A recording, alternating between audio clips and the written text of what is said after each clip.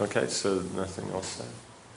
So then, in the deity worship, then basically you're going to have, you have your daily act, means you have, we discussed here, basically that's your philosophy.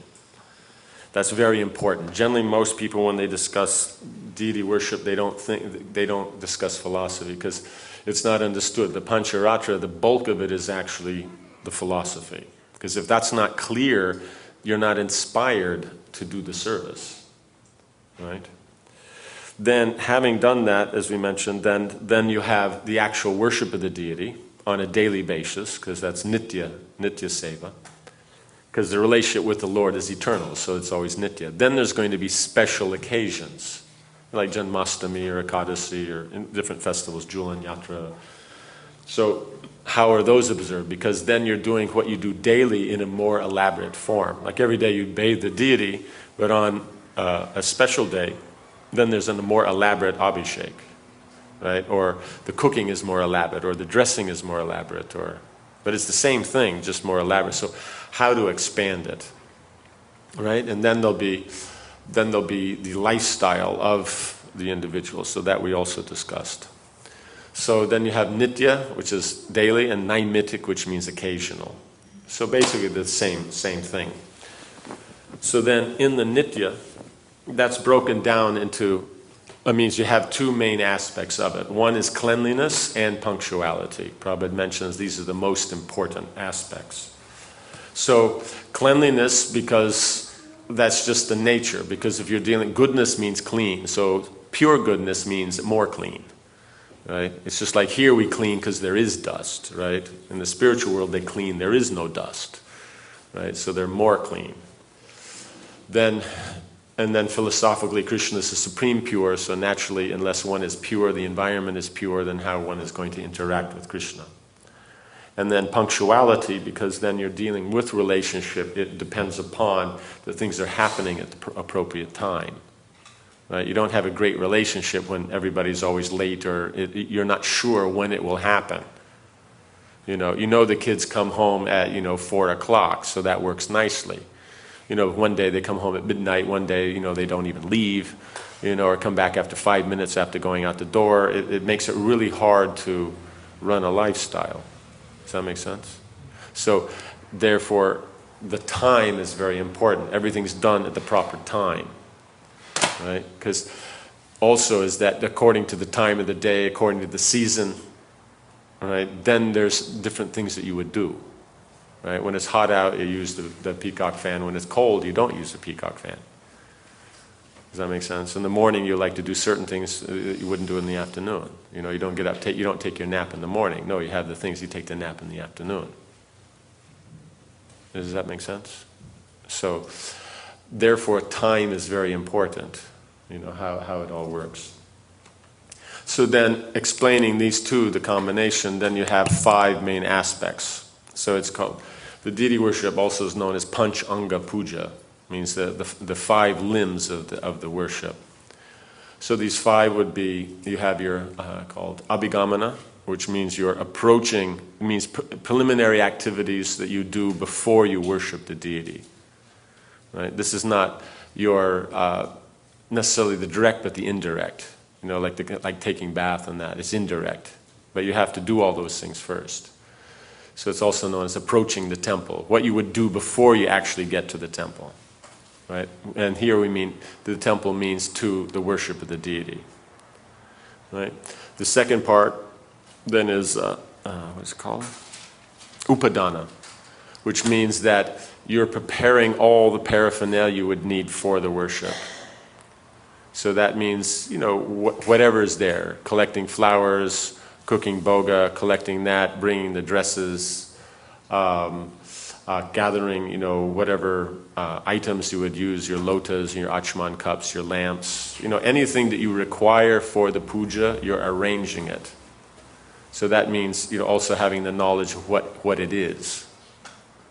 If there's a mix of something, then, that know what it is, you make all the arrangements. The third part then is called yoga. Yoga means where you're bringing yourself and the paraphernalia to the same transcendental platform as the Lord, right? Because otherwise, what's going to be the meaning of, mundane elements being used for Krishna's worship? Right? Krishna is spiritual, so therefore, what interacts with him is spiritual, because Krishna doesn't interact with the material. Does that make sense? Right? So yoga is then bringing everything up to that platform, right? Including the mind. Right? Then the fourth part, this is the actual what we call, what generally we call deity worship, but it's one of the five, is called ija. So ija then means the actual external direct worship of the deity, right? With 16 items, right? And these 16 items then, they are expanded as the 64, right? It means this is not the 64 given by Rupa Goswami in the Nectar Devotion, the 64 items of devotional service. This means within deity worship, there are all 64 items, right? That's Lord Chaitanya, he gives that to Sanatana Goswami. Right? Chaitanya Charitamrita gives the list of all the 64. Basically, all it is expansions of the 16. Right? You offer an artik, but then you offer them throughout the whole day. Like that. Does that make sense? So it's just different aspects of the main puja that are just expanded for the rest of the day. So you understand the 16, you'll understand the 64. Okay? Then, having worshipped the deity, then you have the concluding activities. Right? So that's called swadhyaya, like that. Or sometimes also adhyayana, it's the same thing. It means study. Right? In other words, there's activities that one has to study and practice to actually make your deity worship perfect. Right? So these activities include chanting Hare Krishna, your japa, worshipping Tulsi, serving the Vaishnavas, then taking care of guests, then studying the scriptures, then honoring prasad, and then worshipping the dham. So if we notice that the swadhyaya actually includes the other, of the 5 main items that Rupa Goswami gives as important in devotional service, since we're looking at it from the position of deity worship, swadhyaya includes all the other 4. Does that make sense? So in other words, deity worship isn't complete unless all 5 are done. If you're not chanting, you're not serving the devotees, you're not studying the Bhagavatam, you're not, serving the Dham, then your deity worship won't be complete. Does that make sense? Okay. So then that's the overview of, these are the 5 parts of deity worship. So you see, again, it's very broad. It includes from when you get up in the morning, and go to bed at night, to all your other devotional activities. Right? So in the middle, that you would call your main aspect of the worship, preparing the paraphernalia, the spiritualization, and then the worship itself, right? So also to be noted in here is that an important element of universal law is that you have preliminaries and conclusion, right? Then the activities in the middle. Everything that you work with in the creation, there's preliminaries before you can do the activity, and having done the activity, there's a conclusion. Does this make sense? So, means here in the Pancharatra it's there, in the Vedas it's also there, and everything it's there. The misunderstanding of this, or the lack of using this, is actually what breaks down the culture. Because human interaction is actually dependent, not as,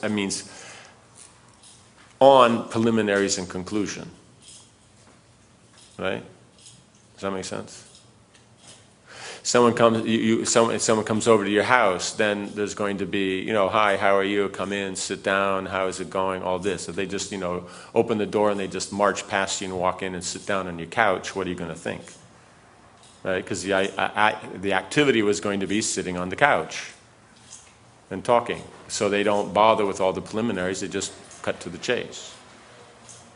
Right? And then, as soon as the conversation's finished, they go, okay, bye, see you later, it was really nice talking to you, this, that, they just get up and walk out. What would you think? Right?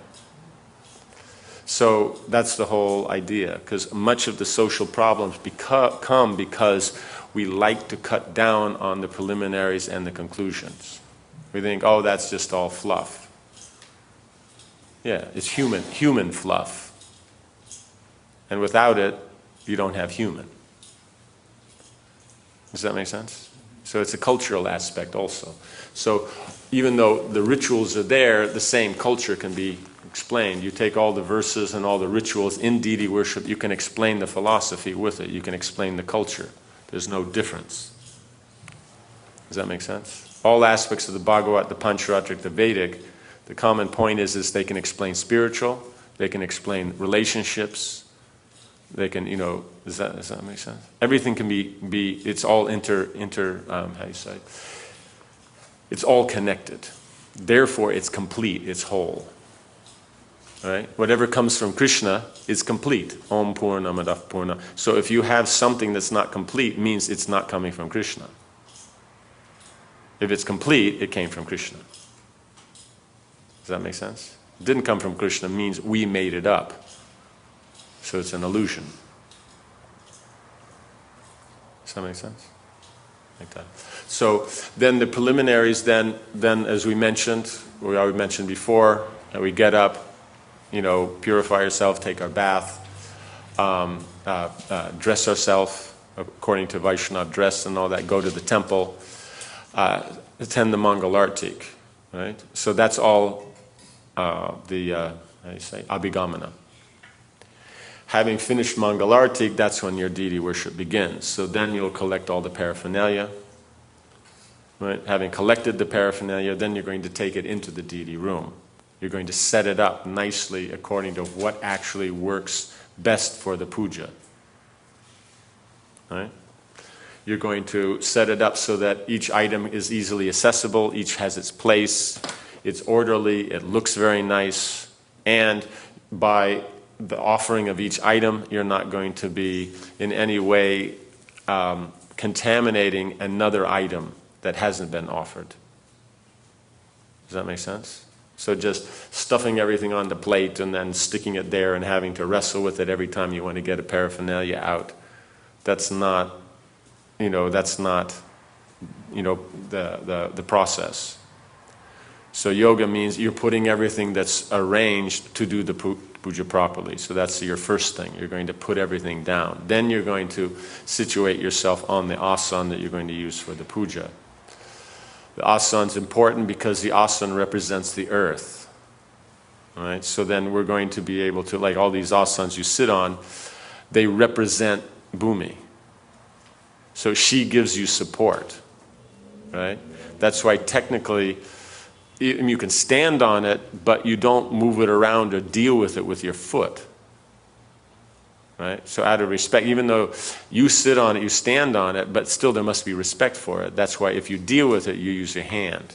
So even you're doing here, you have the asana. If you want to move that, you don't just move it with your foot, you move it with your hand and then wash your hand again. So if you find you're too close, too far, you step off the asana, move it with your hand, wash your hand, then step, and then continue. Does that make sense? Like that.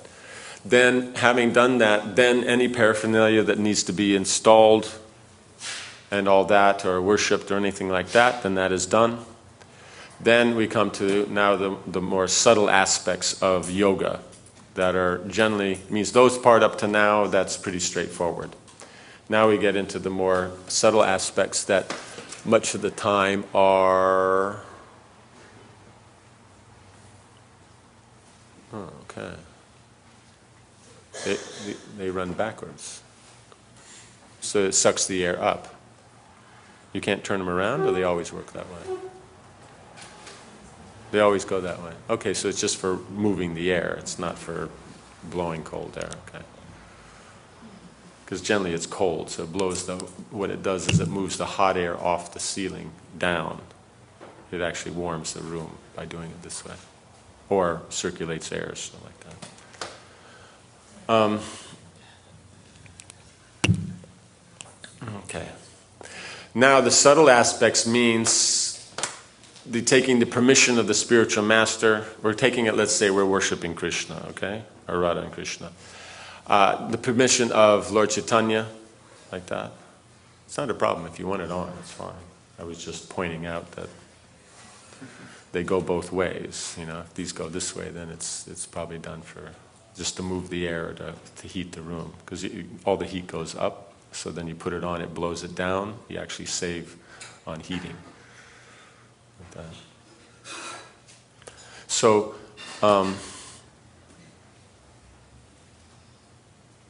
Now, this is very important. This also, this aspect that we'll explain now will also solve your problem of, you know, the multiplicity of artiques, processes that devotees have mentally concocted, right?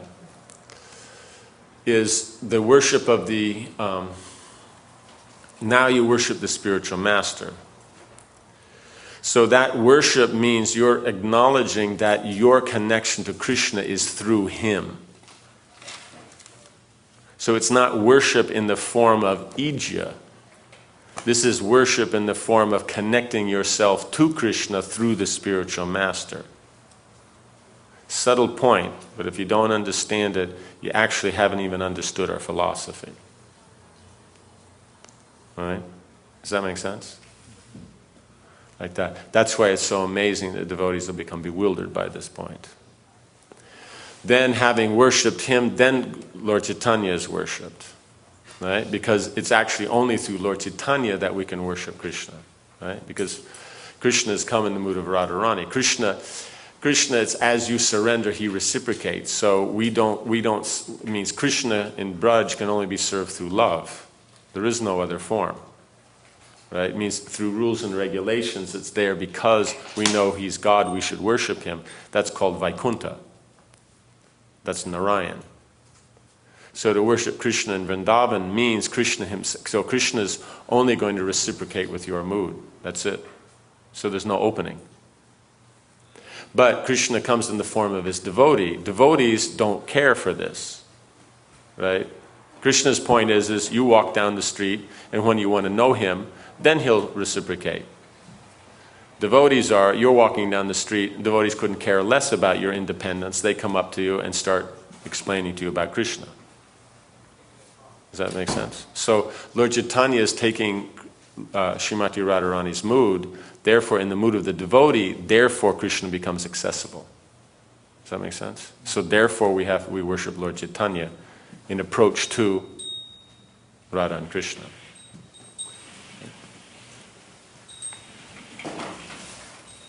Job.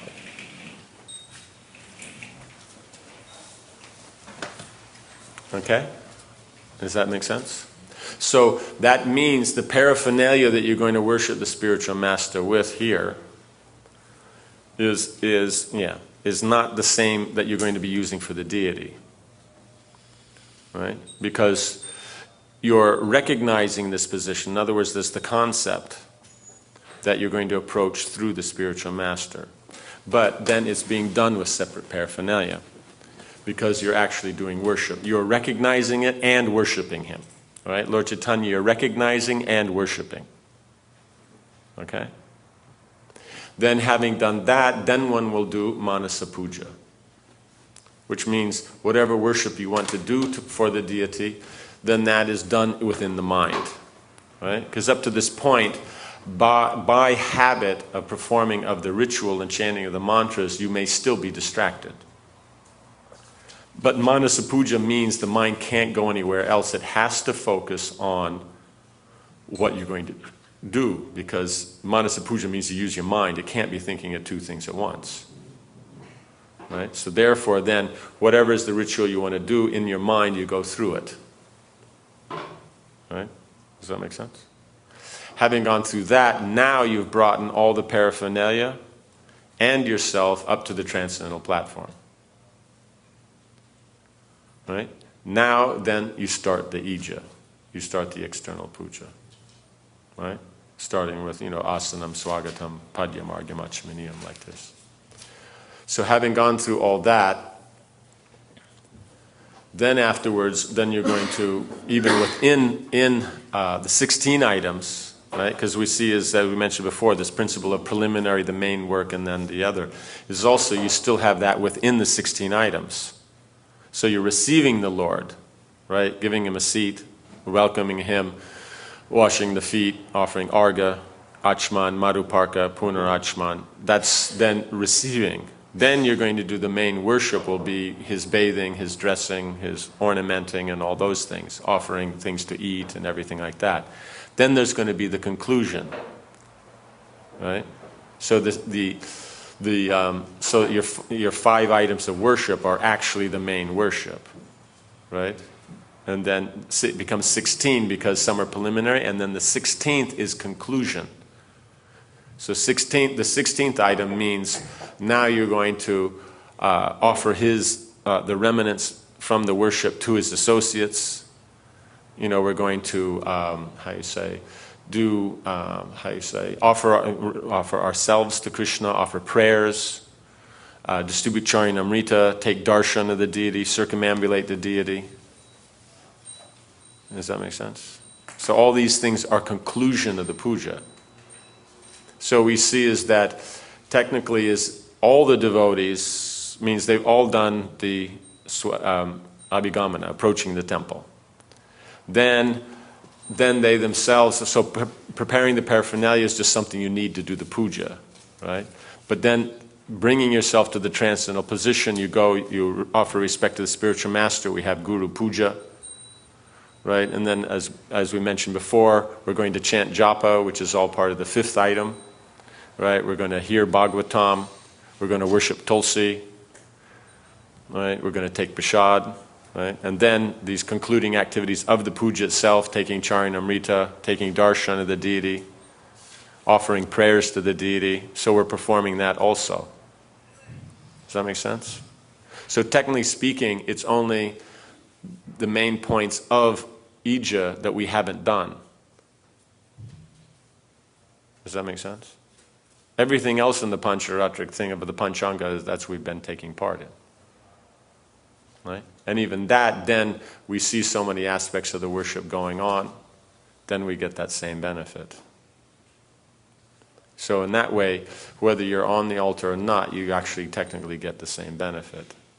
But at the same time, there's a special taste in doing the worship. Does that make sense? And by doing that, there'll be more commitment. You'll take things more carefully. If you're coming to the temple and only going to Mangalarti, you may not be as careful about your cleanliness as if you were going to do the puja. So it deepens the consideration.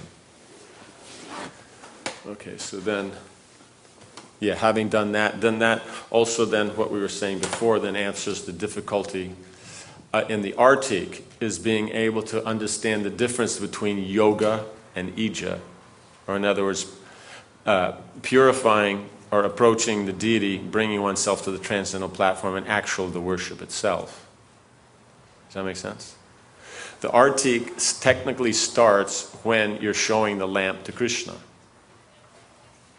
Right? But now, according to the Pancharatric rules, can you just pick up a lamp and start offering it to Krishna? If we follow the Pancharatra. Can you do that? No. You have to go through yoga. You have to approach the Lord. So that means you are going to take the permission. You're not worshiping. You're taking the permission of the spiritual master, the previous acharyas, Lord Chaitanya. Then you are worshiping Krishna. Right? So we've done yoga, then you do ija, and then having finished whatever is the item is there, then it goes into the conclusion part, right? Into the 16th item, where then we are going to offer the remnants of the item that we offer to Krishna in the artik, then to his associates. Then it's going to come back down, Tulsi, the previous Charyas, Tulsi, then out here all the devotees have come. Does that make sense? So there's going to be those three aspects that are very clear. Your preliminary, the item itself, and the conclusion. And so in this way it's going to be yoga, ija, meaning whichever is the item you're offering, and then the conclusion of the ija by offering it to everybody else. Does that make sense? So therefore, you can understand there is no such thing as two kinds of artiks. There's only one kind of artik. So this idea that there's two, that's total mental speculation that's been created because of misunderstandings. It has nothing to do with Pancharatra. It has nothing to do with the Shastra. Does that make sense? Is there any question on that? So it's very clear on yes. So the second type, you mean like offering to Guru, Parampara, and then just offering directly to Krishna? That's the second method? No, that's the only method. There isn't another method. You know what I'm saying? It would be like saying, well, which kind of cooking should we do? There's two kinds of cooking. One is that you cut up all the vegetables and everything and get all the stuff together and not like that, and then you put all that into the pot, and then you cook it. The other one is, I just bring the stuff, straight out of the van and pour the potatoes as they are in the bag into the pot. Is it a style? So therefore, this thing of that there's two kinds of artik means somebody doesn't know what deity worship is. Just as like to say there's two kinds of, if we say there's two kinds of cooking there, we would say that's ridiculous. But because we don't know deity worship, then we'll sit around and speculate that, well, maybe there's... The point is you can't walk in, wash your hands, light the lamp, and then offer it straight to Krishna. Who are you? Why should Krishna even consider your lamp? Right? Because it says, if you say you're my devotee, you're not. Krishna doesn't even say, well, someone who says my devotee, he's not really a very advanced devotee. One who says he's not my devotee, he's the devotee, then he's the advanced one. No, Krishna just says flat, you're not even my devotee. Does that make sense?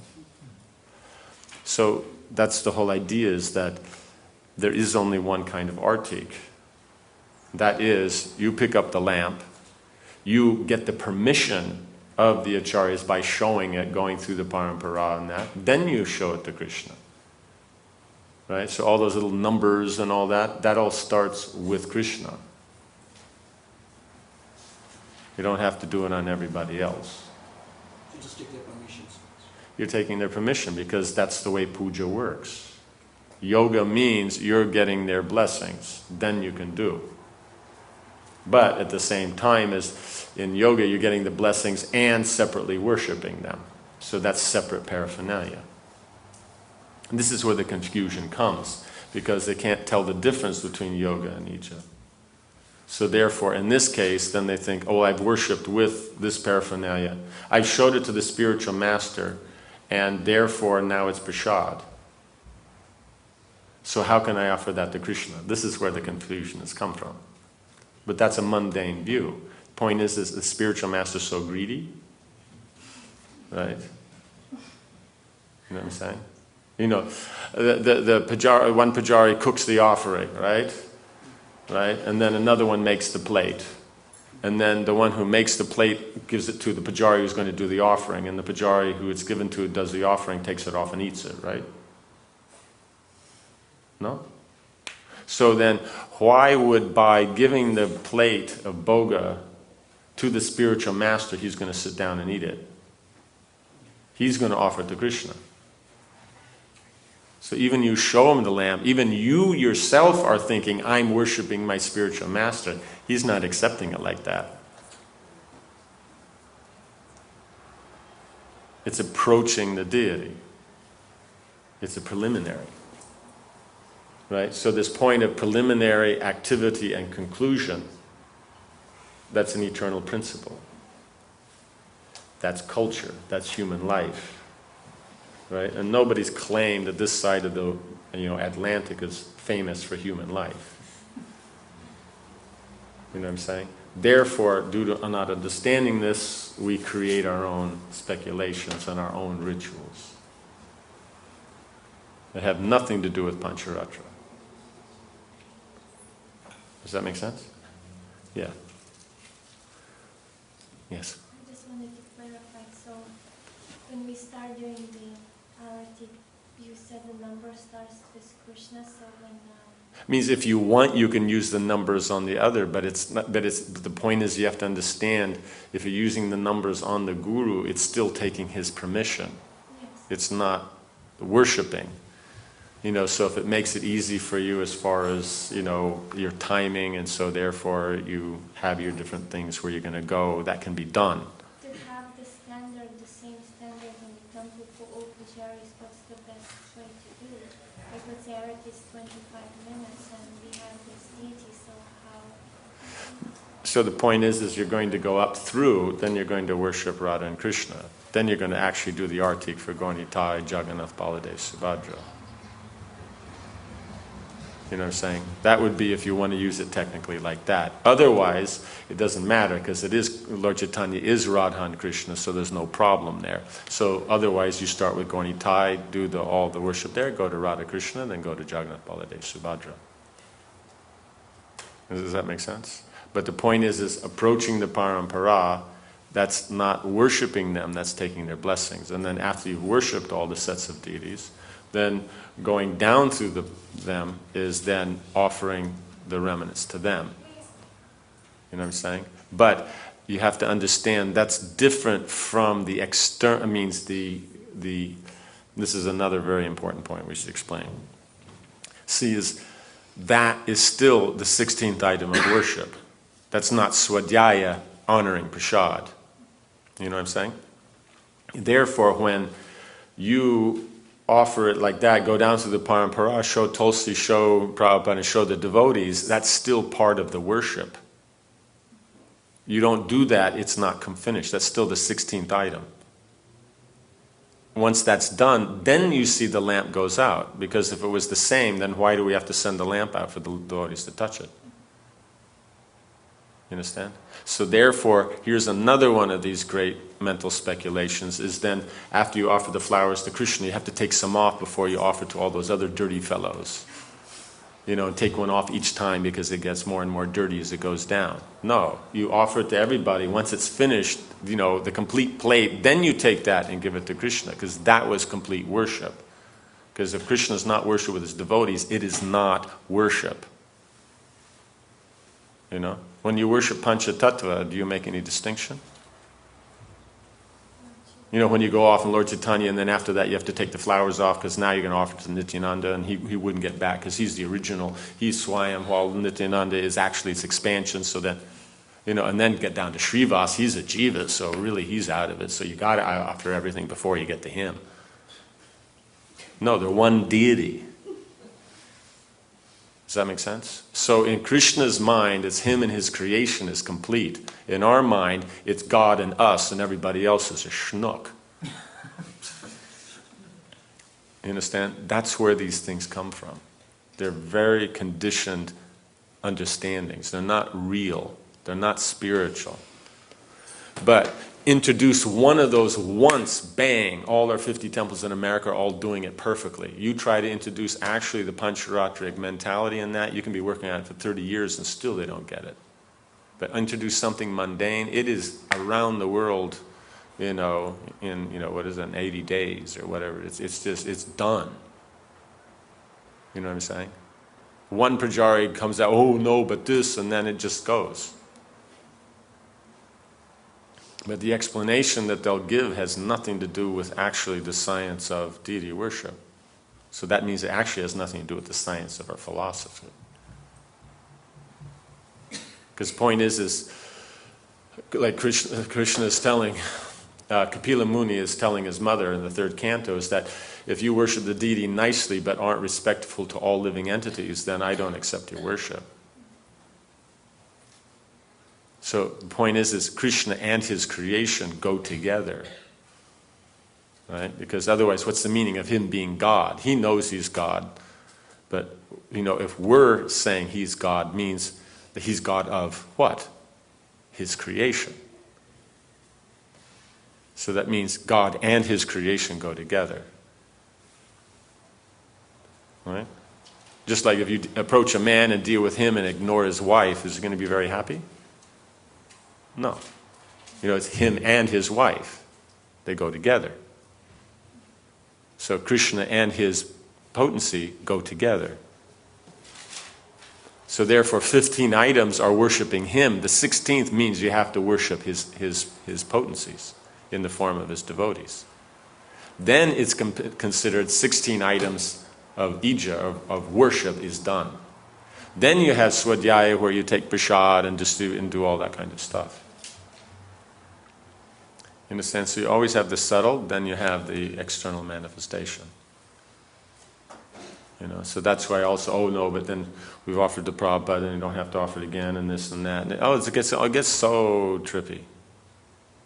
And this is on the altar with one person. Then the lamp comes out. Then you start the computerized printout. The brahmacharis work out every morning before they get up. Exactly who's senior, not. Someone sits out with the binoculars. Oh, hey, this one's coming. Oh, okay. Well, then we move them around on the list, and then zigzags around until everybody's gotten the thing like that. And if anybody's because before pushed out of the way, no, because they get first. And this whole it's like where that's come from. But every temple does it. But it has nothing to do with reality. Right? Pancharatna means the normal thing is you have here, and there's a gap in the middle because Prabhupada's there, and so so you don't make block between there. Because traditionally there is that there's the deity and his prominent devotee. So in Pancharatric temples that would be Garuda. For us it's the spiritual master. Right? So devotees are on two sides. So you take the lamp, you start at the front, you go down that side, and when you get to the back, you switch to the other side and come from there and come down to the front, and then it's done. So simple. No. Prabhupada said you deal with the deity as you would deal with his pictures. So if he was there, then we would do. The deity is there. This is the 3D picture. You understand? There's the one you do all that. So that's already been done, worship this and that, he's been approached and all that. Technically you don't. Here it's like, how got 3 devotees here and so down there. Bigger temples, the lamp actually goes out. I've seen it. By the time they get down to that, going around, hunting out and fighting everyone off to find the Swamis or the other senior devotee, the GBC, then when they get to the devotees, the lamp's actually out. I've seen it. So when Prabhupada was here, the lamp went there, went down one side, came back the other. Same with the water. You put it in that funny little thing, you just go up one side and come back down the other. Finished. Right, this thing you got to come up behind them, without them knowing, sprinkle it on the back of their head, like that. You want to know where that came from? Right? Because the senior man would be standing in the front. That senior man wore glasses. The pujari then would turn around with the water and splat right in the face, and he'd have to every time take off his glasses and dry it out. So therefore he told them, put it on the back of my head, forget the glasses. And then from there it spread to the whole movement. And now that's the way it has to be done. You come up, you're there, and suddenly, you're like, what? Then you got water in the back of the head. Very devotional. Does that make sense? So therefore, the point is if you don't know it's coming, how is it going to be service?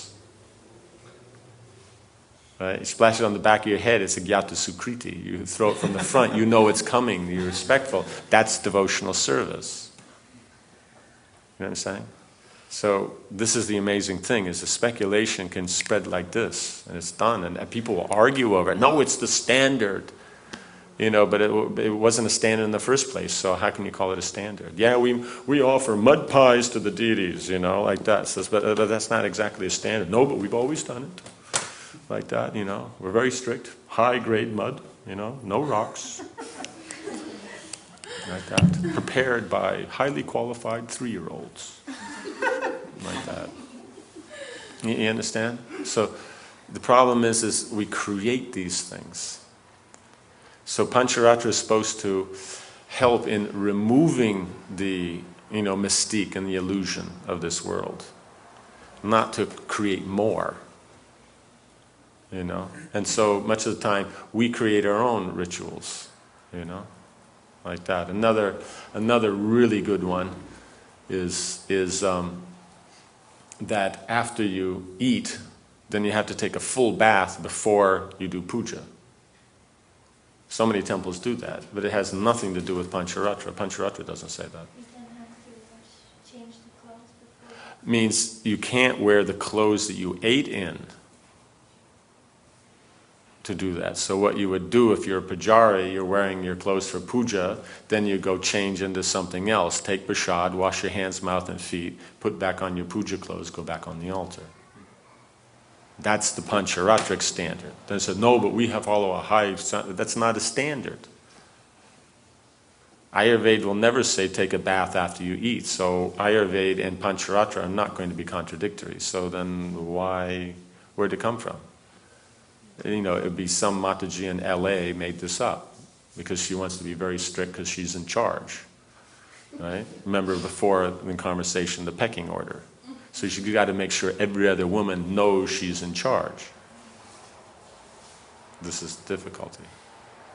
At the same time is when they go to the bathroom, they'll wash their hands and maybe their mouth, but not their feet, which is an important element.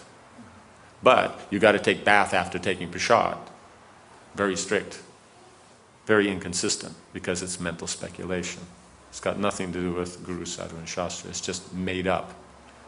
After the bathroom, you have to take shower before you go to the... After the bathroom means if you're passing stool. If you're not, then you just wash your hands, mouth, and feet. Understand? And the clothes that you're going to wear on the altar don't go into the bathroom. Right? It's very simple. It's actually quite straightforward. In other words, the clothes that you're going to wear into the deity room don't get contaminated by going to the bathroom or by eating or by sleeping. Right? And yourself, well, you've gone to the bathroom, you ate or you slept, then according to what is there, you appropriately clean yourself. So then the clothes are clean, you're clean, it works. Right? Does that make sense?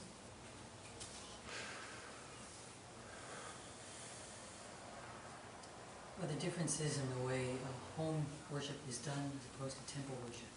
Home worship as opposed to temple worship means you'll stand on your head, or temple worship you use the right hand, so home worship you use the left one, or maybe use both of them, you were, what do you call it? What are they called? The girls with the pom-poms. Cheerleaders, so therefore you use both hands. And, what I'm saying? Hey, 2 chamras, right? So, basically speaking, is the home worship means that Krishna is your guest, right? The temple worship is he's God, right? So it's all about him.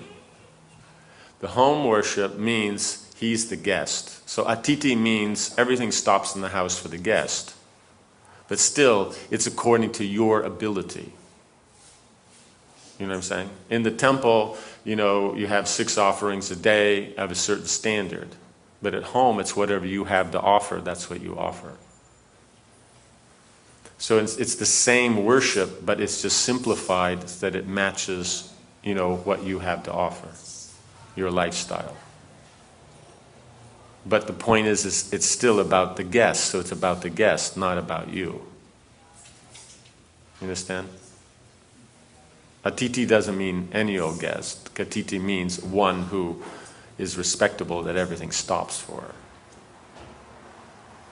Does that make sense? Yeah.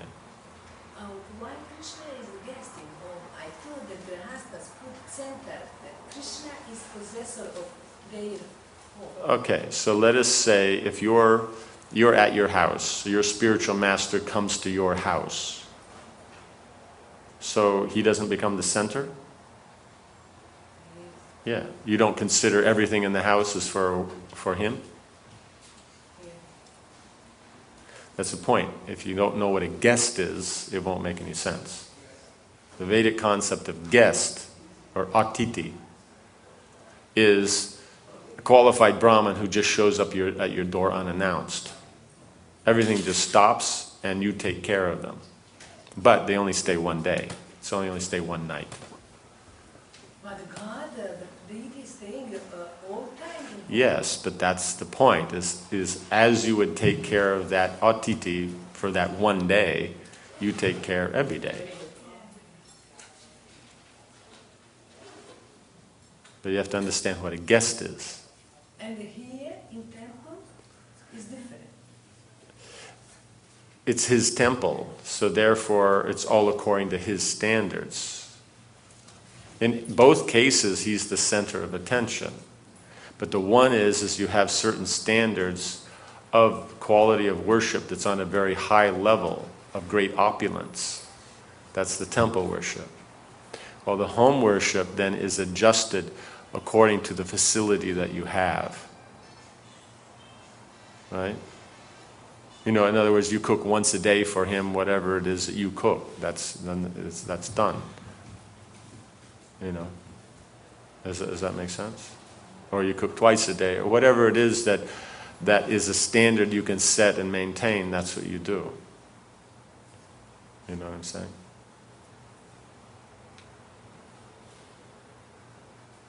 Right. So, in other words, if you have a guest, like it's a rule. Nothing can be eaten in the house without offering it to the guest first. You know, it's not like the guest is in his room, you go off to the kitchen, cook something for yourself, and then eat it. No, whatever it is that you're going to prepare in the house is offered to the guest. Does that make sense? So that's also an element. It just means understanding how to deal with a guest, you know, which is also not that popular, you know, in the modern society. Is that okay? Anything else? Yes? Depending on how high the standard you feel like you're going to practice at home, should you sometimes opt to worship pictures of Krishna rather than people? Yes. The best thing is if you're worshiping at home is start with pictures. Because, see, for means a picture means worshiping an archamurti or worshiping a picture, you get the same benefit. The difference is that why you would choose an archa over a picture is that you can offer more things to the archa than you can the picture. Does that make sense? But they're all considered deities. So if I offer the artik to the picture, I get the same benefit as if I'm offering it to the deities. You know, means to the archamurti. Right? The difference is you can't bathe the picture, or you know, it's harder to dress them. You can do that, like in the Russian Orthodox and that they only use icons, they only use pictures, but they put clothes, they do this, that, they have a method. Does that make sense? It's just the archa means the full 16 items can be done very nicely. The picture is more limited, but as far as benefit in worship, there's no difference. If I'm at home, I don't always change my clothes after I've eaten when I offer something. But then you have to set a standard, whatever it's going to be. But you should understand what it is. It's not like it doesn't matter. It's that's all the better I can do. Right. Okay. You know what I'm saying? In other words, it should generate humility, not pride. Like that. So the best standard is at home, you have pictures. And that way also then if you all want to go out somewhere, or you're going to go on a vacation, or you want to go to the temple for the temple program, you just go. You know what I'm saying? You don't have to worry about it. But if you have deities, then, you have to make arrangements. So it's basically sentiment that everybody feels they have to have deities. That they're going to be something more from there than they would from a picture. No, the only thing more is that there's more things you could offer, but they don't offer any more. They still will just do the artik and offer the boga, and then once every 2 weeks or once a week, then talk about having a bath, maybe. You know what I'm saying? So, therefore, the whole idea, because Krishna in the 11th canto describes what each deity likes. So the Archa Murti likes bathing. That's the specialty that Krishna comes in the deity form. He likes is the bath. So if you don't give him a bath, why have a deity? Why have a Murti? You know what I'm saying? Because whatever worship you want to offer would have been offered very nicely through the picture. Because Krishna doesn't consider it different. Does that make sense? In other words, it's just what you can do more. Is that okay? Yeah, so like that, depending upon how much you can do, how much you want to do, how much you can maintain, then you decide what kind of deity you'll have and what kind of standard that you can maintain. I've heard people say that that it's almost like you should never have Radha Krishna, you should only have Deity because they're more forgiving.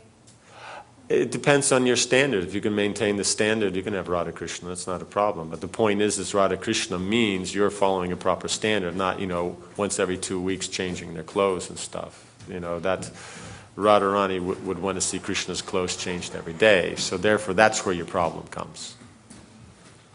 Gaur Thai, they'll be a little more. But point is, his pictures are even better. Does that make sense? Like that. So that's the idea. Like that. We're going to take a break now, I think, for half an hour, just like that, and then we'll start again at 1:30. So then we'll open with your questions. Don't forget it. Okay. Jai. Srila Prabhupada ki. Jai.